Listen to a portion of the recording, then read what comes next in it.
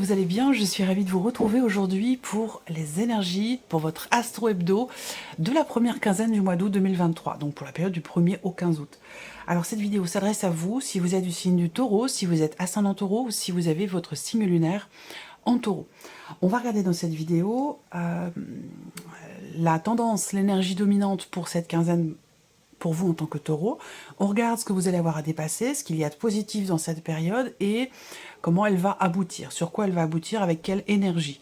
On regarde ce qui se passe au niveau de la vie émotionnelle et sentimentale, au niveau de la vie relationnelle, familiale et au niveau professionnel. On va donc commencer par la tendance de cette quinzaine pour vous les Taureaux. Alors vous avez le 7 de coupe. Alors 7 de coupe, c'est que il y a...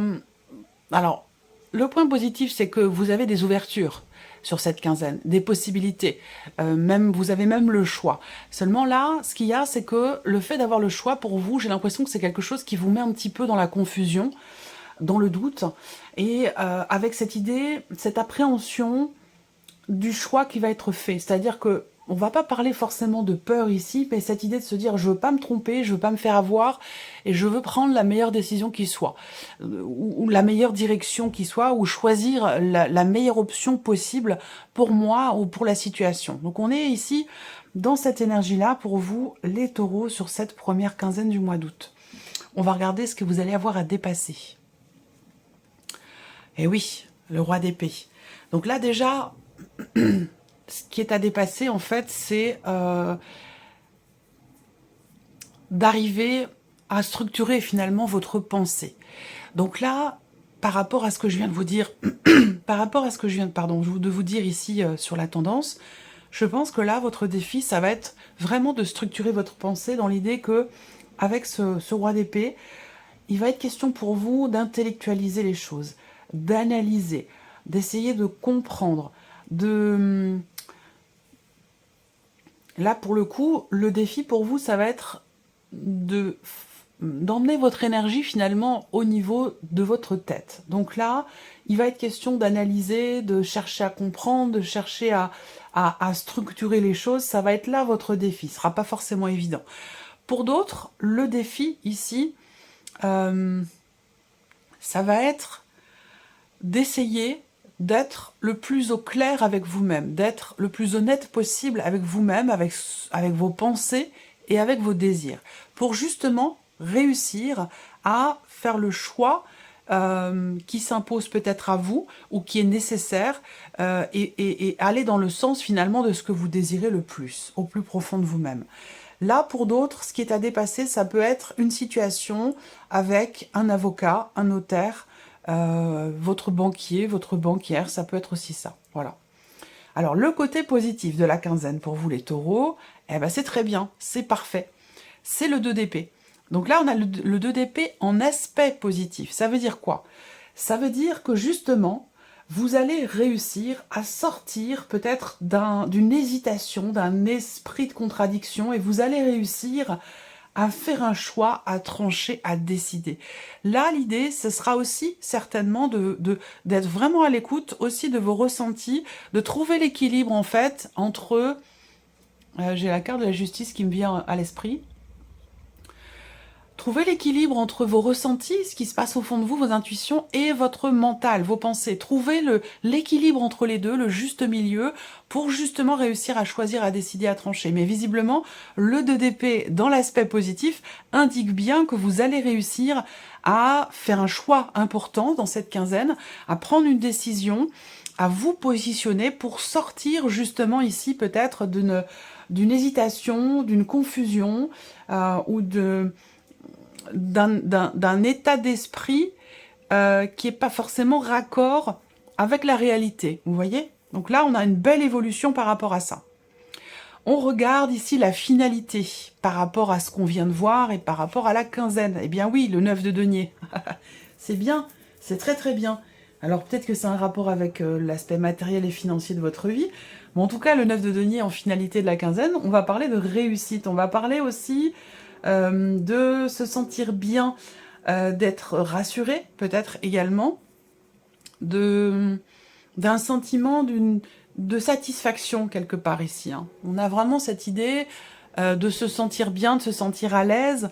Je pense que là, en fait, ce positionnement dont je vous parle depuis tout à l'heure, l'idée d'avoir à choisir une direction, l'idée d'avoir à prendre une décision, à faire un choix, eh bien en fait, ici, le fait de vous positionner, de choisir ou de décider, va vous permettre à la fin de cette quinzaine de vous sentir vraiment bien, d'être rassuré quelque part ici. Un choix qui apporte pas forcément un soulagement, mais qui rassure. Je vais le noter. C'est important. Voilà. Alors, on continue. Regardons maintenant l'énergie qui ressort pour la sphère émotionnelle et sentimentale. Ok, alors déjà, première chose qui me vient, c'est que vous êtes ici, effectivement, dans la réflexion où vous avez besoin de l'être. Ici, on va parler de prise de recul, de prise de hauteur, pour avoir une vue d'ensemble, pour avoir un point de vue global sur une situation sur laquelle vous êtes focalisé, sur une relation en particulier, ou dans l'idée de pouvoir clarifier ou définir un lien avec une personne. Une relation qui justement n'est peut-être pas tout à fait au clair, ou qui n'est pas tout à fait clairement définie.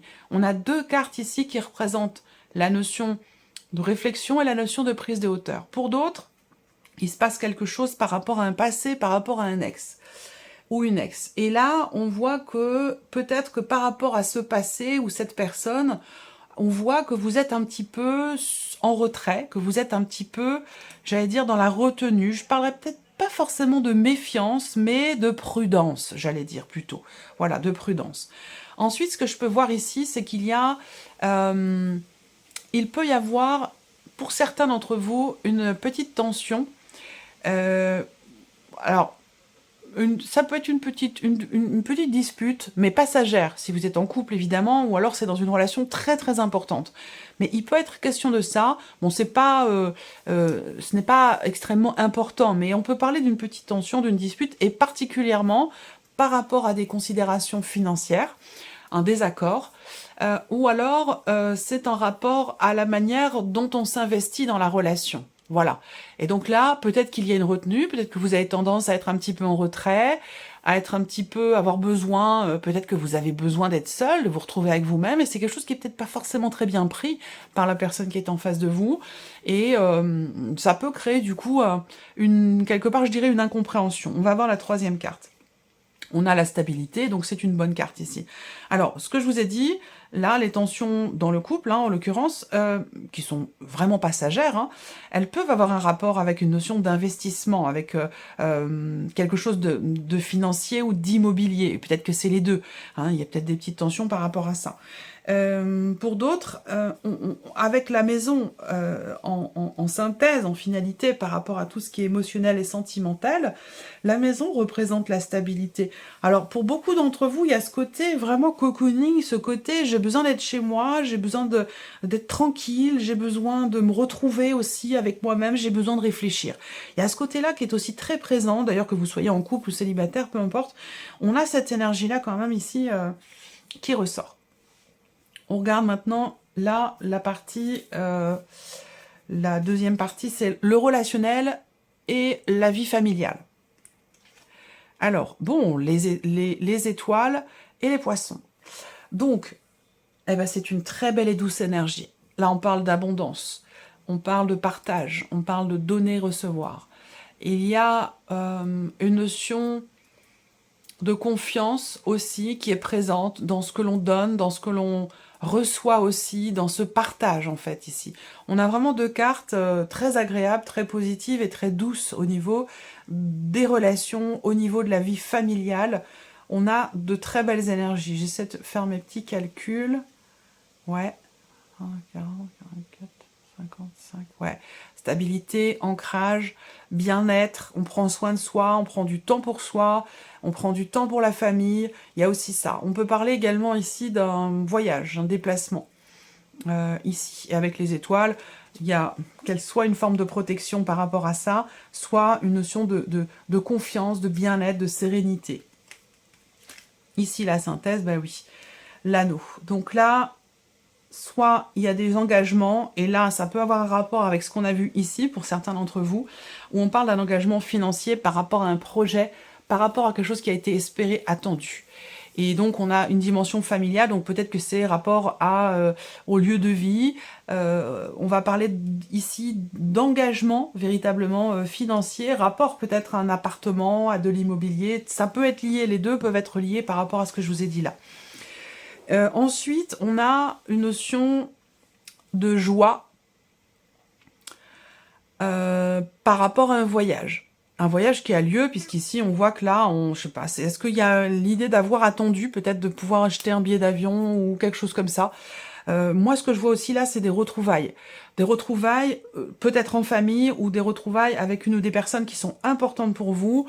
Et il y a beaucoup, beaucoup, beaucoup d'émotions et une grande satisfaction rapport à ce voyage, à ces retrouvailles ou dans une sphère familiale. Donc c'est une très belle énergie sur ce plan-là. Et on termine ici par la vie active et professionnelle pour vous les taureaux.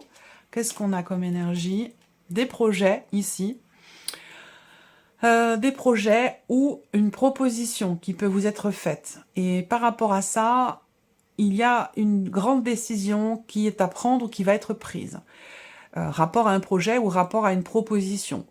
Ça peut me parler ici également d'avoir à effectuer un grand déplacement, toujours pour un projet ou rapport à une proposition. Et pour finir, on peut parler également d'un changement important. Ce qu'on voit aussi au niveau vie active et professionnelle, c'est qu'il y a... vous êtes en cours de formation, vous arrivez au terme d'une formation, vous commencez une formation, parce qu'on me parle quand même d'ici d'une formation, rapport à l'aide à la personne. Et bon, là, ça parlera peut-être pas à tout le monde, mais en tout cas, j'ai un message par rapport à ça. On va voir la finalité, l'aboutissement. Ouais, alors est-ce qu'il n'y a pas un oral qui va être passé, ou un entretien également qui peut être passé? Ça, c'est possible.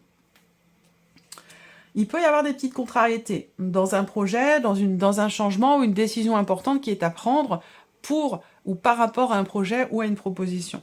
On voit qu'avec ici, en finalité, la carte des oiseaux, il y a cette notion de communication qui va être extrêmement importante, ou d'ici à la fin de la quinzaine, peut-être que justement vous allez passer un entretien ou passer un oral ou devoir parler, discuter d'un sujet important concernant le travail, la vie pro, concernant peut-être une formation. Est-ce qu'il ne va pas être question de discussion, peut-être avec une personne très proche de vous, ça peut être un ou une amie, ça peut être l'un de vos enfants, ça peut être votre conjoint ou conjointe, votre partenaire, avec qui vous allez discuter pour essayer de creuser un sujet, un projet ou quelque chose qui est en rapport avec une formation.